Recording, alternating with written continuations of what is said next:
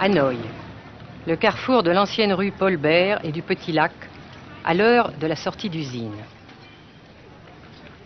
Pas une seule voiture, mais beaucoup de vélos sur lesquels se déplace lentement, machinalement la foule des travailleurs, dans une régularité impressionnante.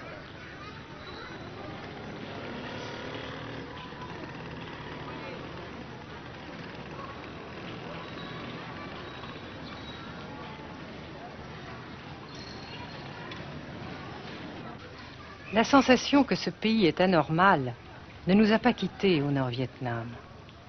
Anormal d'abord parce que toute vie individuelle a disparu au bénéfice d'un effort collectif extraordinaire. Dirigé d'une main de fer à l'intérieur d'un dispositif de sécurité draconien. Anormal ensuite parce que dans ce pays coupé en deux depuis 10 ans, un grand nombre de familles vivent le drame de la rupture qui alimente à sa façon la guerre du Sud. Est-ce que vous pensez, Monsieur le Président, qu'il y a une solution militaire à la guerre du Sud-Vietnam? Non. Parce que vous savez que le peuple Vietnam, c'est un. Et le pays du Vietnam, c'est un. Les Américains ont fait une guerre d'agression, comme qui dit, c'est une guerre non déclarée.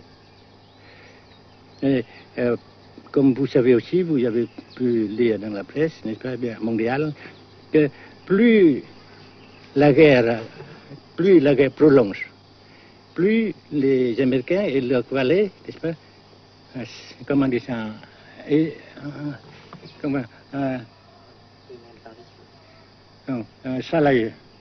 s'enliser, hein? Et plus ils supportent des échecs, comme vous savez récemment, n'est-ce pas?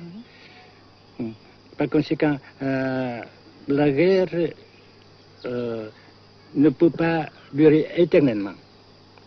Et je suis très heureux que les politiciens haut placés français ont reconnu cela.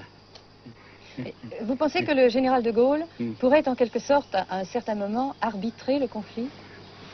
Arbitrer, qu'est-ce que vous comprenez par le mot arbitraire? Nous ne sommes pas des équipes de football. Hein? Mais au-delà des accords de Genève, si je ne me trompe, une idée du général de Gaulle est la neutralisation de tout le sud-est asiatique. Est-ce que c'est une idée qui vous semble intéressante? Comme j'ai déjà dit quelquefois, c'est une idée intéressante. Mais ça dépend encore une fois de la volonté de ces peuples et la manière comment on procède à réaliser.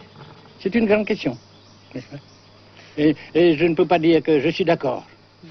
Et je ne dis pas que je ne suis pas d'accord, n'est-ce pas? Mais parce que vous dites, par exemple, vous dites fleurs. Fleurs, il y a beaucoup de sortes de fleurs. Il y a des roses, et des blanches, des rouges, etc. Et il y a qui sont bons et d'autres qui ne sont pas bons. Mais on dit fleurs. Monsieur le Président, nous avons constaté avec chagrin qu'au cours de notre voyage au Nord-Vietnam, que l'influence française était devenue à peu près inexistante dans votre pays. Les moins de 25 ans ne comprennent plus du tout le français.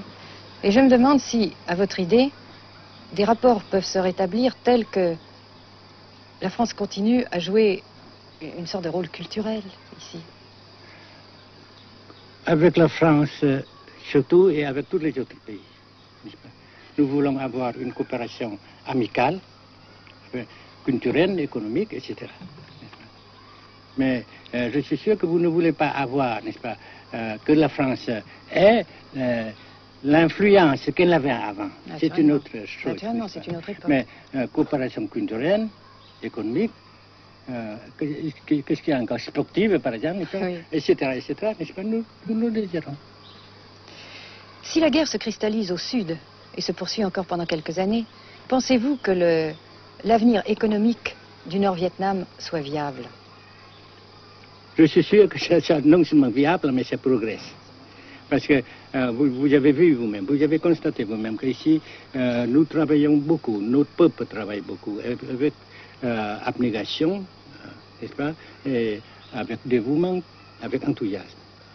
Et d'un côté, nous travaillons pour, comment dirais-je, pour, principalement, n'est-ce pas, de nos propres forces, de nos propres... Et aussi, nous avons, n'est-ce pas, l'aide fraternelle des pays socialistes, n'est-ce pas. Alors, nous, jusqu'ici et après cela, n'est-ce pas, nous avons déjà réalisé des progrès. Pas très grand comme nous voulons, mais nous avons réalisé des progrès.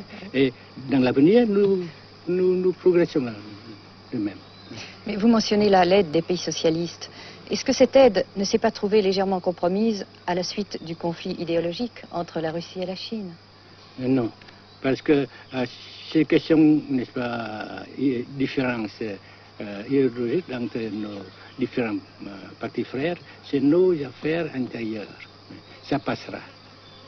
Et l'unité, ça se fera. Mais l'aide fraternelle continue et continuera. Et c'est très précieux pour nous.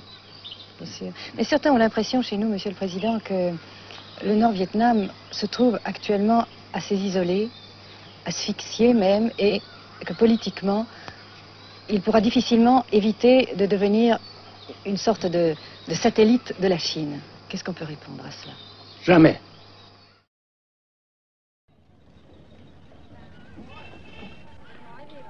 À Hanoï, la vie continue, malgré les alertes, malgré l'évacuation de plus de la moitié des habitants. Les petits magasins de la rue de la Soie sont pour la plupart fermés.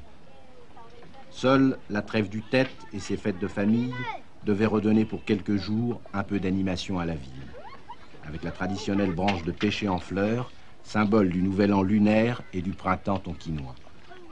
La trêve, malheureusement, ne fut qu'un espoir déçu.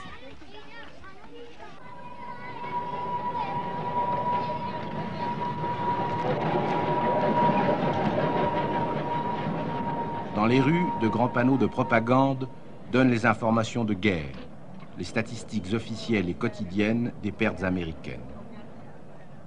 Selon le gouvernement de la République démocratique du Vietnam, 1631 avions américains auraient été abattus au-dessus du Nord-Vietnam.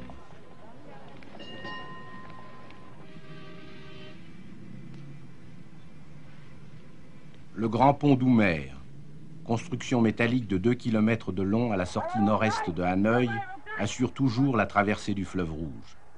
Sa sauvegarde est capitale. La défense antiaérienne du Vietnam, tant redoutée par les pilotes américains, dispose de nombreuses fusées solaires de fabrication soviétique. C'est la première fois que nous pouvons vous les montrer. Les rampes mobiles de lancement sont déplacées chaque nuit afin de déjouer les repérages.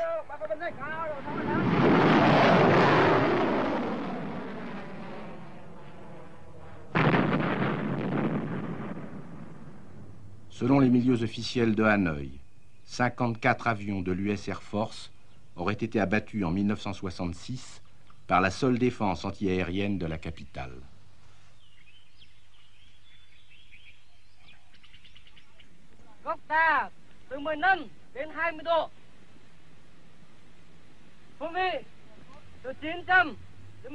Pour la première fois également, nous avons pu voir les pilotes et les avions de chasse vietnamiens. Pour la plupart, leur formation a été assurée en URSS. L'état-major des forces aériennes du Vietnam se défend d'utiliser des pilotes ou des spécialistes étrangers. Les MiG-17 et 21 participent de plus en plus nombreux à la défense du Nord-Vietnam. Les résultats des combats aériens sont mal connus et contradictoirement mentionnés dans les communiqués vietnamiens ou américains.